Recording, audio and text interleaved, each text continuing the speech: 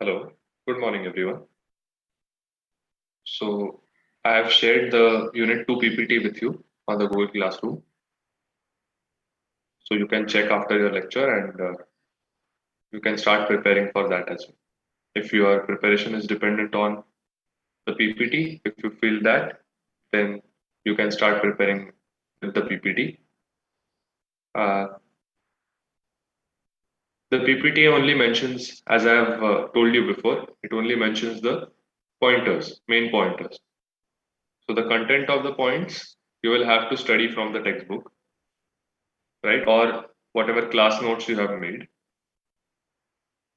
I have found some supplementary material that I will see whether I can share with you all for your reference purposes. Okay, so if for now you don't have the textbook or uh, you can't understand anything from the PPT just because they are pointers, then maybe you can refer to that reference material. But again, the questions that are going to be asked are from the textbook, right? So it makes sense for you to prepare from the textbook itself. That is why I'm reluctant to share that other supplementary material with you so that there is no confusion. Okay? So FC के लिए जो portion है क्या वो clear है क्या है internal exam के लिए Yes, sir. हाँ सो अभी सिंस मैंने पीपीटी शेयर किया है आप स्टार्ट कीजिए प्रिपेयर करना ठीक है you can start preparing both the units now. I hope you have started with the unit 1 already. And yeah, so yesterday we were talking about we continued our topic, continued our discussion on the concept of disparity, right? And we started talking about the caste system in India, and then we moved on to talk about communalism and what are the causes of communalism. What is communalism? Tell me.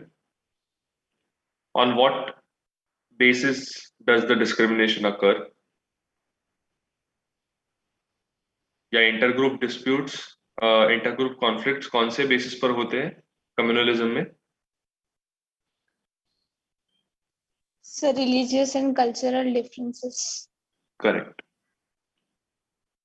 So the disputes that happen in intergroup conflicts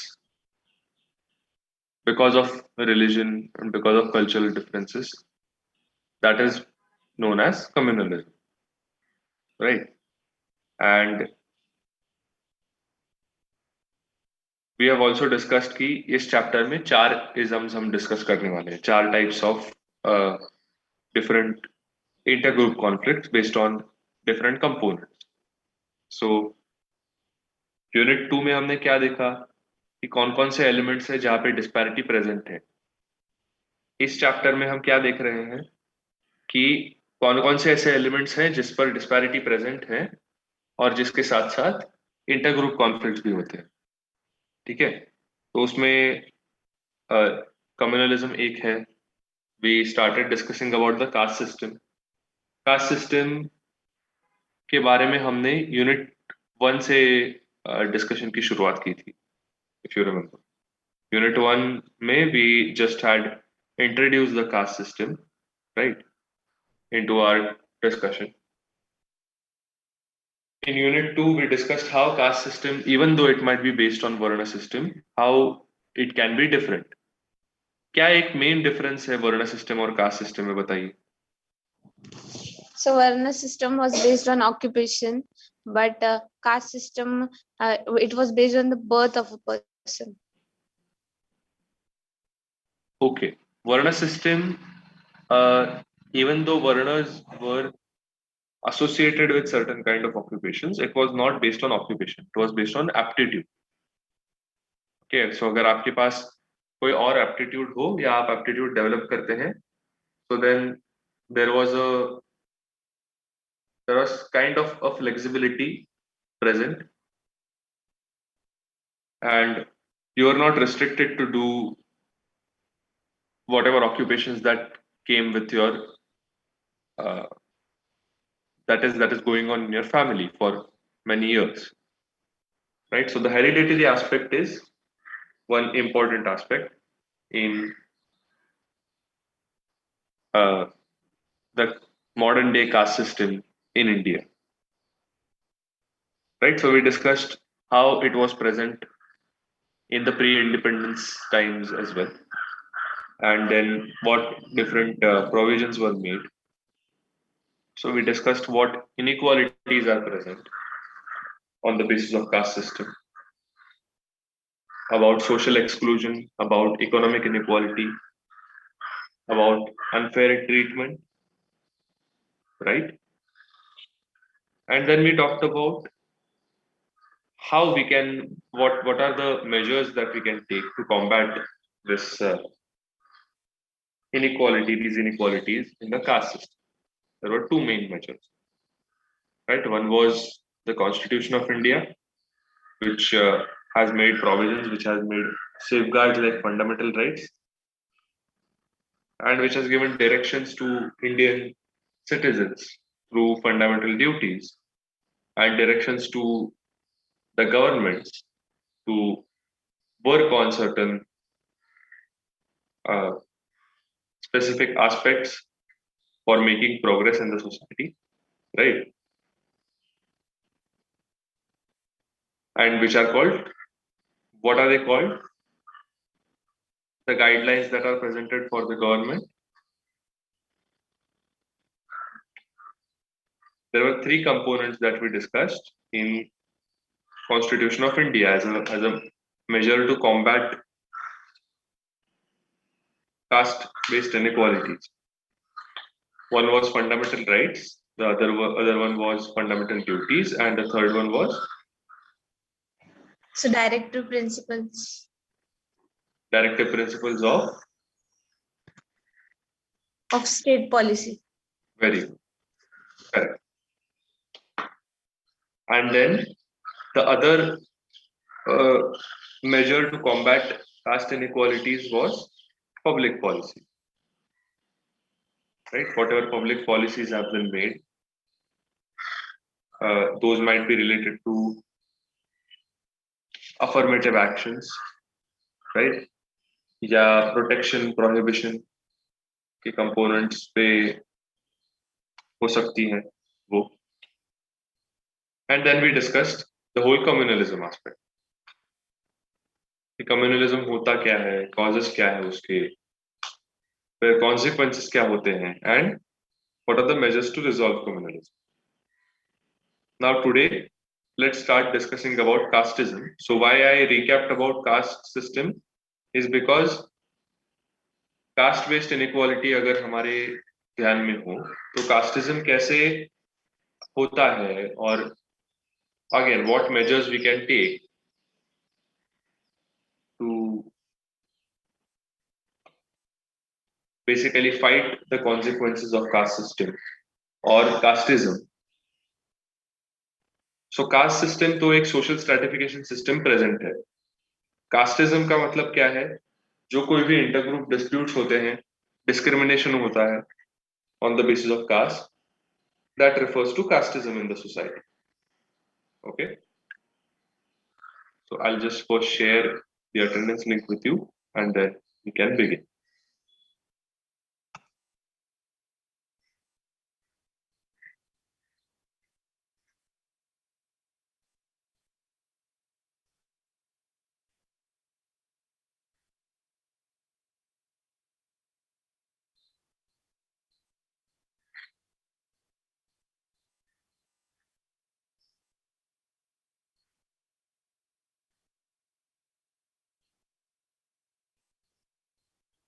Okay. Let me know if the presentation is visible to you all.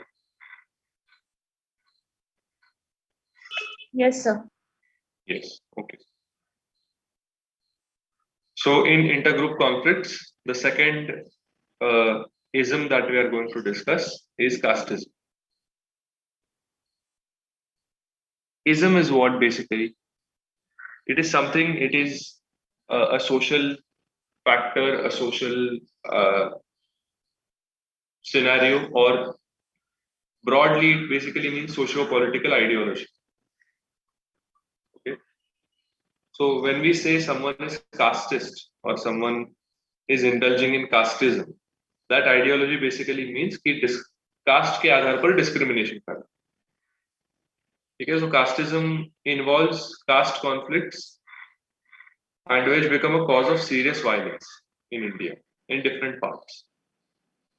So अलग अलग parts में अलग अलग तरह का violence हमें दिखाई देता है, and in some parts this violence is more common and which can be very extreme in certain parts, such as in recent times it was very much observed in northern India, right? And what happens because of this? It basically leads to loss of life and property of innocent people. It mostly affects people from backward castes, right? Then the next point is that caste factor has been politicized by several political parties. So बहुत सारी parties caste का जो element है वो अपने फायदे के लिए use करती हैं. They use it as vote banks. ठीक है? They play caste politics to basically make sure कि उन्हें votes मिले. Some of the political parties, they are based on the foundation कि वो जो backward caste है उन्हें मदद करे, उनके लिए उनके development के लिए work करे. लेकिन in reality they don't provide any concrete solutions या representation of those people. Okay, and it is only some agenda to basically use their votes to get into the union or state legislatures, parliament, yeah, Vidhan Sabha, and so on. Now, there are benefits offered by the government of India. It is not like ये जो कोई भी casteism होता है या caste discrimination होता है, उसके लिए कुछ solution किए ही गए नहीं हैं. पर ये जो benefits हैं, they rarely reach the economically backward of these lower castes. Let's not say lower caste. Lower caste is not an appropriate use of the word. We should say scheduled caste, जो neglect हुए गए हैं for so long, right? So they rarely reach scheduled castes who are economically backward. People belonging to scheduled castes, people belonging to scheduled tribes. And most often what happens is ये जो provisions होती हैं, they are enjoyed by people who are relatively well off, relatively better economically, even though they belong to scheduled caste or scheduled tribes. So, कुछ specific efforts लिए जाने चाहिए that those will make sure कि ये जो benefits हैं, ये जो provisions हैं, ये उन लोगों तक पहुंचती हैं जिनके लिए ये बनाई गई या जिनके लिए they are in place. Okay, so this is the introduction of casteism that is present currently. Now, what are the consequences of casteism? There is violence and lawlessness. Okay, loss of life and property. जैसे हमने discuss किया अभी कि बहुत सारा violence होता है. There is a lot of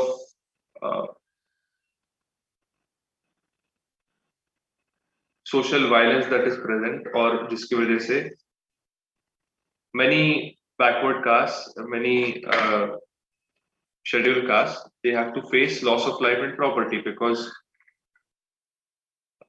ये जो discrimination है, it mostly happens with the suppression by the upper caste.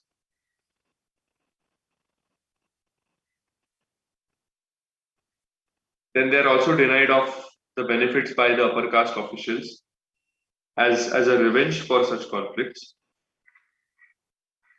Right? So कुछ भी benefits बनाए गए हों, कोई भी provisions in place हो, they are not reaching these scheduled castes, yeah, they are not basically getting implemented or executed correctly because of these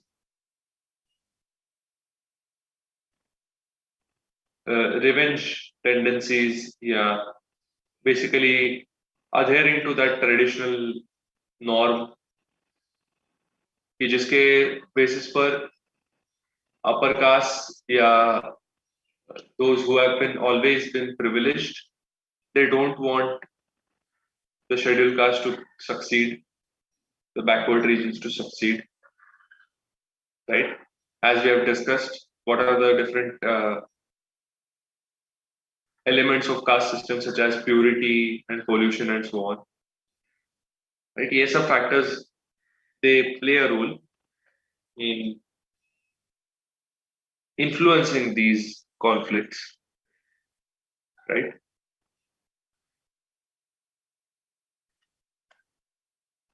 Then small farmers who are in dire need of loans, bank loans, they are not given bank loans again for the same reason. ठीक है, ये conflicts की वजह से, which further reduce the opportunity for growth or sustenance, और जिसकी वजह से उन्हें बहुत नुकसान होता है. They cannot thrive as farmers. Many still live a very poor life, right? Children of backward castes, they migrate to urban areas in a hope कि उन्हें कोई job opportunity मिलेगी या there are opportunities in education and so on.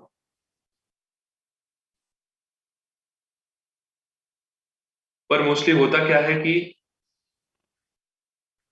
the migration only leads to overpopulation, as we have discussed in urban areas as well.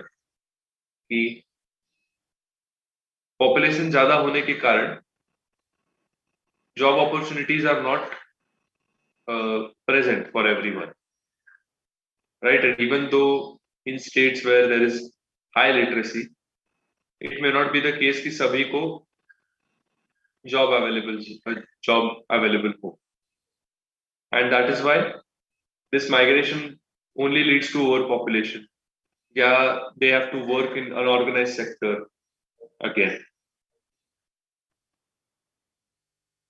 So that is another consequence of casteism.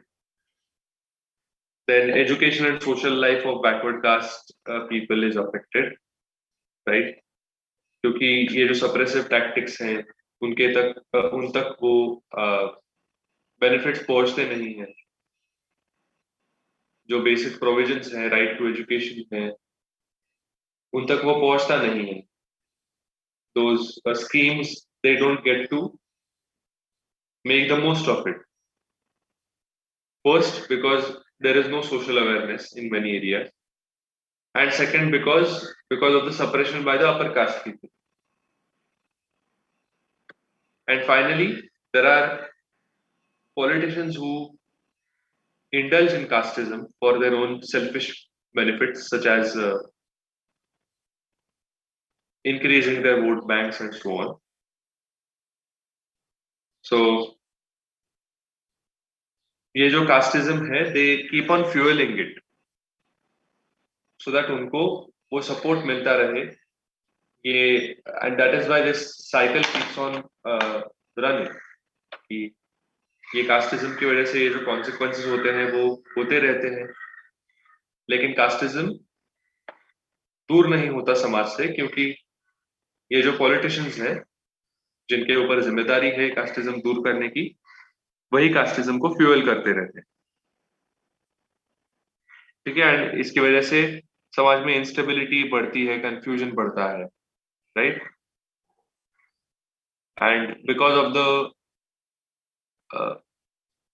bad perceptions and because of whatever is spread by these political parties, ये casteism होते रहता है.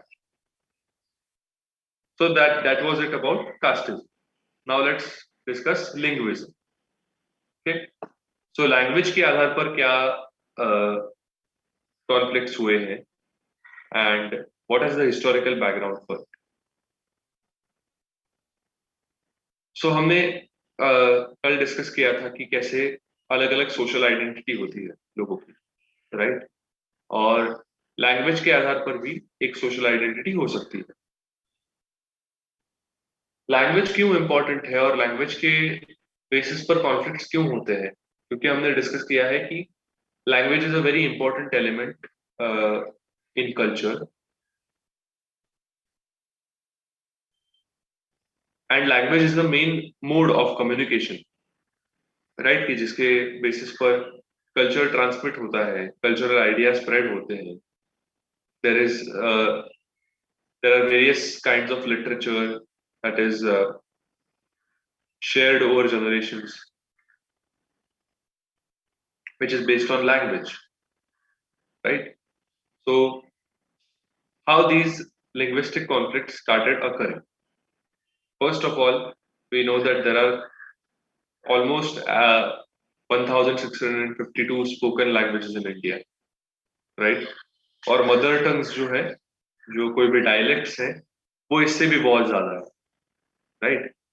और 19,000 dialects present है, right? Which is so huge. और इतनी सारी diversity के साथ लैंग्वेज में, कल्चर में बहुत डाइवर्सिटी होनी ही, right? So as a democracy हमारी कौन सी ऑफिशियल लैंग्वेज होनी चाहिए, ये हमारे कॉन्स्टिट्यूशन मेकर्स के सामने एक बड़ा सवाल पहले से था.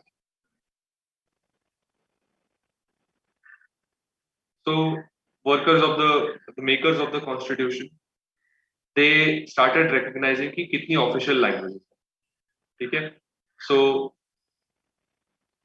initially in the 8th schedule of the constitution, only 14 languages were considered to be official. Just give me a minute.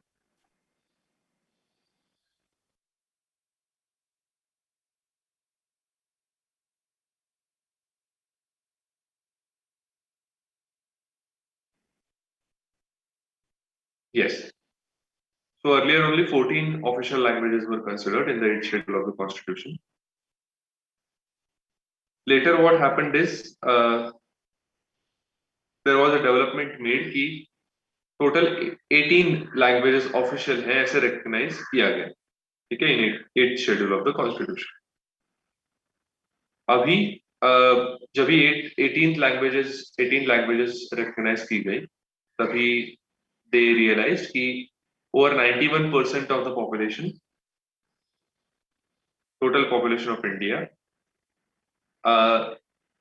It speaks these 18 languages. And Hindi language specifically 46% लोग बोलते हैं Hindi. So which was the highest majority of the population. 46% of the population speaks Hindi language. So that is why क्या हिंदी को एक official language बनाना चाहिए या नहीं, ये एक सवाल पहले से it was present between the constitution makers. So Hindi official language बनाने की वजह से क्या क्या डेवलपमेंट्स हुई, क्या क्या प्रॉब्लम्स हुए, क्या क्या कॉन्फ्लिक्ट्स हुए, ये हम अभी देखेंगे. क्योंकि ये तो the decision was being made कि हिंदी को ऑफिशियल लैंग्वेज बनाना चाहिए या नहीं. सर, हाँ सर, लेकिन हिंदी क्यों चुना? क्योंकि 46% ऑफ द पॉपुलेशन हिंदी बात करती है ना, मेजॉरिटी भाषिक हिंदी है इंडिया में, ऐसे पाया गया. Okay sir. हाँ, हमने भी डिस्कस किया ना कि पहले 14 लैंग्वेजेस रिकॉग्नाइज की गई थी ऑफिशियल लैंग्वेज, फिर they recognised 18 different languages. Now, how many languages are present in the 8th schedule of the Constitution? Official languages? So 22. Very good. So क्या हिंदी एक ऑफिशियल लैंग्वेज होनी चाहिए या नहीं, ये डिस्कशन चल रहा था, राइट? एंड देन ऐसे टेंटेटिवली डिसाइड कर दिया गया कि हिंदी एक ऑफिशियल लैंग्वेज बनेगी इंडिया, ठीक है? जो इंटर स्टेट ट्रांजैक्शंस के लिए या यूनियन और स्टेट के बीच में जो ट्रांजैक्शंस होंगी उसके लिए ये हिंदी लैंग्वेज यूज की जाएगी ऑफिशियल पर्पसेस के लिए। इंडिया में कोई भी ऑफिशियल पर्पस के लिए हिंदी लैंग्वेज यूज की जाएगी। सो ये जो डिसीजन लेना था कि हिंदी लैंग्वेज ऑफिशियल बने या ना बने, इसके लिए basically there was a commission form, जो पार्लियामेंट्री कमीशन था, तो बेसिकली एडवाइज द प्रेसिडेंट कि क्या किया जाए, कौन सा डिसीजन लिया जाए। And this commission was the official language commission. It was appointed in 1955 और उसके चेयरमैन थे मिस्टर बीजी खेर। तो उन्होंने क्या बताया, the commission submitted a report इन 1956, जो जो जॉइंट पार्लियामेंट्री कमेटी होती है उसने 1957 में रिव्यू किया। इसमें एक one of the main recommendations ऐसा था कि 1965 तक जो इंग्लिश लैंग्वेज है वो एक प्रिंसिपल ऑफिशियल लैंग्वेज बनी रहे और हिंदी जो लैंग्वेज है वो एक सब्सिडियरी ऑफिशियल लैंग्वेज बने, मतलब secondary official language. After 1965 Hindi हमारी प्रिंसिपल ऑफिशियल लैंग्वेज बननी चाहिए और इंग्लिश जो है वो it should become the subsidiary official language, so opposite होना चाहिए। और ये जो रिपोर्ट था ऑफिशियल लैंग्वेज कमीशन का, वो पहले फर्स्ट टाइम पब्लिश हुआ था इन 1958। ये 1958 का report it received a lot of criticism from the south Indian states, okay, and they they totally oppose the use of Hindi for official purpose. हमने जब भी लैंग्वेजेस डिस्कस की थी यूनिट 1 में, तब हमने एक मेन टॉपिक डिस्कस किया था कि why it is difficult for people from south India और या basically those who speak southern Indian languages to transition from their native language to Hindi. And what is the reason? Tell me.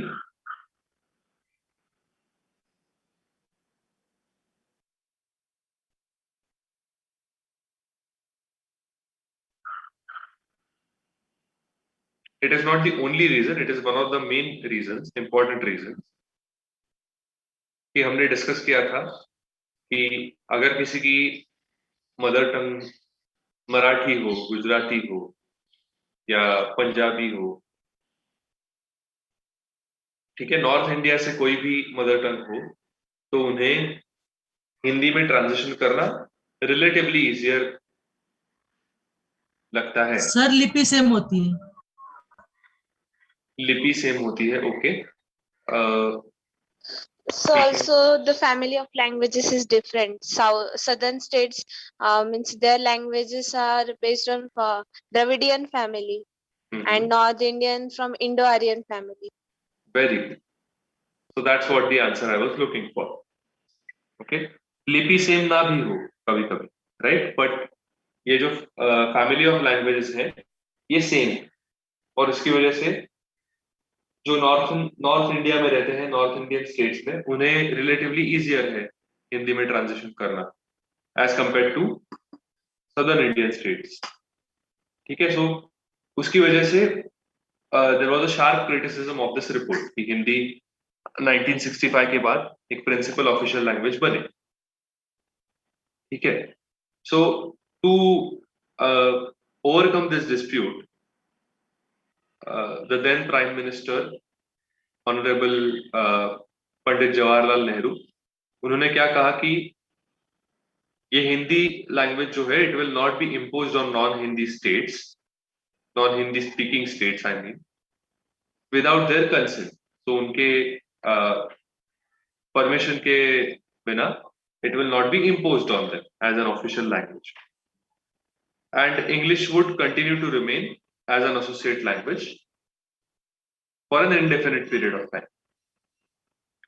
फिर भी क्या हुआ कि in 1963 the official language bill was introduced in Lok Sabha.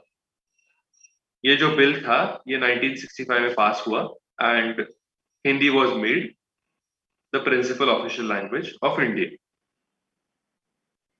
Okay, so the bill said कि English जो है वो addition में यूज की जा सकती है, लेकिन Hindi will be principle official language. इसकी वजह से क्या हुआ, एंटी हिंदी राइट्स हुए सदर्न इंडिया में, वेस्ट बंगाल में 1967 में। ये एंटी हिंदी एजिटेशन इतना स्ट्रॉन्ग था तमिलनाडु में कि it actually almost led to the separation of Tamil Nadu from the whole country on the basis of this linguistic dispute. So in 1968 basically ये जो official language bill हुआ और 1965 में जो हिंदी principal official language बनी, so ये 1967 की riots की वजह से in 1968 parliament passed the official language amendment act, and इस act से guarantee दी गई कि बेसिकली जो नॉन हिंदी स्पीकिंग स्टेट्स हैं उन्हें इंग्लिश रिप्लेस नहीं करनी पड़ेगी with Hindi for official purposes until and unless they decide to switch over themselves. कि उन्हीं ने अगर डिसीजन लिया तो then that is fine. Okay, so this was about the official language amendment act. और ये जो हिंदी वर्सेस इंग्लिश ये जो राइट्स हुए, सो उसने और एक टर्म ले लिया दोज राइट्स कि जब भी ये ऑफिशियल लैंग्वेज अमेंडमेंट एक्ट पास हुआ फिर एंटी इंग्लिश राइट्स होने लगे इन नॉर्थ इंडिया इन रिस्पॉन्स, क्योंकि अभी इंग्लिश को इंडेफिनेटली ऑफिशियल लैंग्वेज बनाया गया था अनलेस वो स्पेसिफिक स्टेट्स खुद डिसाइड ना करे टू स्विच ओवर। सो हम समझ सकते हैं कि लैंग्वेज के बेसिस पर कितने सारे डिस्प्यूट्स हो सकते हैं, ठीक है। And these are not only related to the national language of India, जो स्टेट बाउंड्रीज हैं उन पर भी बहुत सारे डिस्प्यूट्स हुए हैं, जैसे महाराष्ट्र और कर्नाटका में हो, महाराष्ट्र गुजरात में हो, जब earlier there were provinces, right? So there was Bombay province, Madras province in British rule, और ये provinces के जब states बन रहे थे तब बेसिकली क्या बॉर्डर डिसाइड की जाए, या there were disputes in where Mumbai should be, in which state, whether it should be a part of both Gujarat and Maharashtra or it should be a part of Maharashtra and so on. क्योंकि Bombay province में Mumbai was an important port for the whole region. Anyway, so on the basis of language ये सारे disputes होते रहे. So Hindi versus English जो language dispute हुआ था इस दौरान, so it was mostly solved by this or mostly resolved by this Official Language Amendment Act of 1968. क्या क्या provisions की गई इसमें? It basically guaranteed the continuance of English language, right? What other provisions were made we will look at in just a short while. Okay, but Official Language Amendment Act के साथ साथ ही language disputes कम हो और जो linguistic diversity है, cultural diversity है, वो बनी रहे। इसके लिए और क्या एफर्ट्स लिए जाते हैं बाय द गवर्नमेंट या लिए गए हैं? There were special directives in order to protect linguistic minorities, क्योंकि अगर वो लैंग्वेजेस हम प्रोटेक्ट नहीं करेंगे, वो एक्सटिंक्ट हो जाएगी, तो वो कल्चर भी प्रोपोगेट नहीं होगा, right? Similarly, there were special efforts taken in non-Hindi speaking states to teach Hindi. Eventually, as a composite culture of India, we can have Hindi as our official language, और तभी transition होने के लिए ये non Hindi speaking states में Hindi spread करने की या सिखाने की कोशिश की गई थी, ठीक है? So now let's look at what this official language amendment act it basically provides. It provides the guarantee की continuance of English language for official purposes of Union and in Parliament in addition to Hindi. Then the optional use of Hindi or state official language in addition to English. So Hindi ka use optional. It is not an imposition on every state. And English shall be used for communication between Union and the state which has not adopted Hindi as its official language. So जो कोई भी states ने Hindi official language adopt ना की हो, उनके लिए the communication will happen in English, and if the interstate communication happens in Hindi, there will be provision for the English translation of the same. Okay, so ये है official language amendment. So now we have discussed linguism as well, linguistic conflicts किस तरह से होते हैं, right? और क्या-क्या history रही है linguistic conflicts की हमारी कंट्री में, कितनी huge diversity present है on the basis of language and on the basis of culture that accompanies language, right? And then what measures were taken later on to resolve these linguistic disputes? क्योंकि उस time पे वो linguistic disputes, they were very serious. These riots were very serious. So it involved the main introduction of Official Language Amendment Act in 1968. Okay, so after linguism, we are going to discuss the fourth point, which is the disparity which is present on the basis of regions, different regions in India, which is called regionalism. So regionalism क्या है? बताओ, आपको क्या लगता है regionalism क्या है? हमने डिस्कस किया है different characteristics of different regions in India, right? So हम जब कहते हैं कि disparity present है on the basis of region, कौन सी disparity present होगी?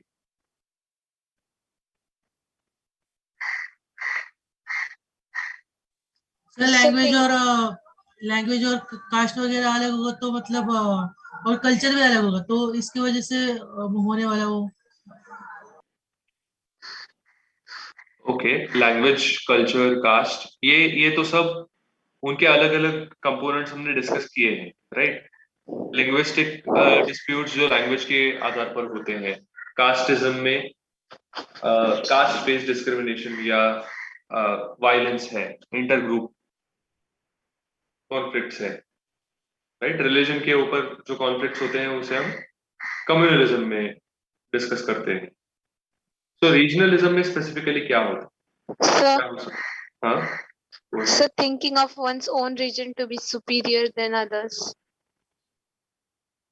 yes, maybe it may not be as explicit, okay, कि thinking of one's region to be superior जैसे सोशल क्लास में होता है, लेकिन जो डेवलपमेंट्स होती है रीजन वाइज उसमें बहुत डिस्पैरिटी होती है.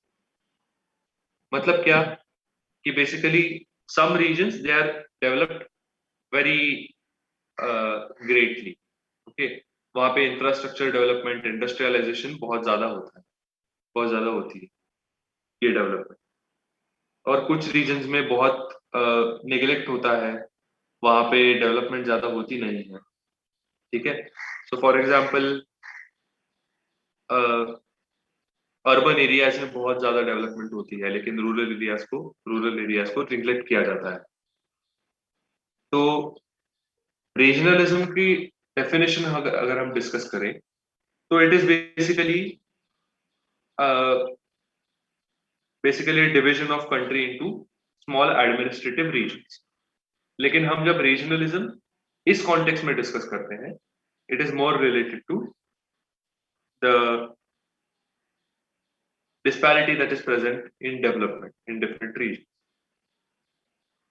और इस डेवलपमेंट की डिस्पैरिटी की वजह से इंटरस्टेट टेंशन बढ़ सकता है। For example on the basis of जो रिवर डैम्स होते हैं, तो उसके बेसिस पर जो रिवर शेयर करते हैं स्टेट्स, तो उनमें डिस्प्यूट्स होते हैं। जैसे Kaveri river dispute happened between Karnataka Tamil Nadu, right. ये जो इंटरस्टेट कॉन्फ्लिक्ट्स है, वैसे ही कृष्णा रिवर के based on the basis of that Maharashtra Karnataka में ये कॉन्फ्लिक्ट्स हुए, क्योंकि जहां पे ये एनर्जी रिसोर्सेस होते हैं, अगर वो एक ही जगह पे रिस्ट्रिक्ट किए जाए because of dams and so on, तो वो डेवलपमेंट बाकी एरियाज की रुक जाएगी, राइट। सो क्या मेजर्स हम ले सकते हैं to solve this regionalism? Let's look at that. We can develop a cooperative spirit. Okay, so a cooperative spirit must be developed between these different regions. और ये political और social leaders की responsibility है। Then incentives for industrialists to set up establishments in backward areas. कि अगर businessmen, industrialists इनको कुछ incentive हो, कुछ motivation हो कि वो बैकवर्ड एरियाज में भी, अंडर डेवलप्ड एरियाज में भी डेवलपमेंट करे, वहां भी ये जो फैसिलिटीज हैं वो डेवलप करे, जिसकी वजह से ट्रांसपोर्ट फैसिलिटीज बढ़ती हैं, अलग सुविधाएं बढ़ती हैं, तो वो रीजन्स भी डेवलप होंगी। फिर initiatives by central government to resolve regional disputes, that can be another thing in the true spirit of unity and integrity of the nation. So what we say ki we are proud of the principle of unity in diversity. So to make sure ki सारी diversity, सारे diverse regions को equal opportunity मिलती है development की, we need to make sure that as well. State legislatures, state governments, central governments, they can pay more attention to development of backward region. Then a continuous dialogue can happen between these regions who are highly developed and regions who are not underdeveloped. अगर dialogue होते रहेगा तो under developed regions को भी पता चलेगा कि क्या डेवलपमेंट्स हुई है बाकी रीजन्स में, what they can look out for, what they can develop themselves with, right. वो अप टू डेट रहेंगे regions. And then block development officers, district development officers जैसे जो पोजीशंस हैं, उनकी रिस्पॉन्सिबिलिटी रहेगी कि ये जो इंटर रीजनल डेवलपमेंट है वो की जाए, so they can be held accountable for all these responsibilities. And finally, proper allocation of funds for regional development by both state government and central government, और उसका यूटिलाइजेशन भी करेक्टली किया जाए, proper monitoring किया जाए कि वो जो फंड्स है वो प्रॉपरली एग्जीक्यूट हो रहे हैं या नहीं। ये सारे मेजर्स अगर हम फॉलो करते हैं तो it will be easier to deal with the regionalism part. So I hope the 4 components in this chapter are clear to you. Okay, the intergroup conflicts that happen on the basis of 4 different components that we discussed, right? And here we come to the end of unit 3 as well. Okay, so unit 3 is not going to be there for your internal exams, however, so ये याद रखिएगा. Unit 1 or Unit 2 है, and you can start preparing on both of them as I've shared the PPT for both. Okay, so if you have any doubts, you can ask, otherwise we can stop here for today.